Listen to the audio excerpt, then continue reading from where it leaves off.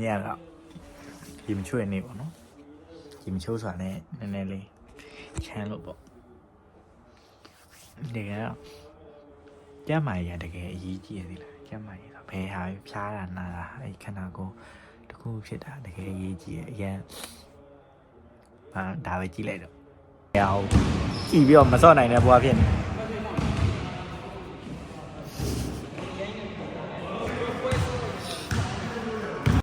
အဲ့ဒါဘယ်လိုပြောမလဲသူများစော့နေတာဟုတ်ဒီတိုင်းကြည့်နေရတဲ့ဘဝလေးပေါ့นี่တော့အဆောင်ရောက်နေတာဆိုတော့တင်ချဖြေရတင်ချသူဖြေနိုင်လားမသိဘူးဒီမှာတင်ချဖြေရ20မှာ18မှာရတယ် got it ပြန်လိုက်ကြည့်အောင်ပုံပြပတ်မြန်တယ်ညစောစောအိမ်မှာရမယ်မနေ့က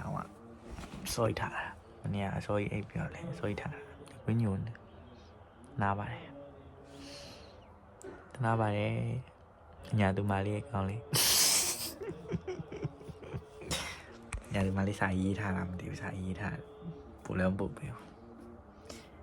ပို့ပေးရဆိုတော့ဒီချာလေးကြီးလေးရိုက်ပေးရင်ပို့ကောင်းဟွာမနေ့ပြူပြေဖတ်နေရ anniversary မရေးထားပဲတွေးမိဟွာရအကြီးပဲဘာလို့မတင်တာလဲဆိုတာကြာအကြီးပဲ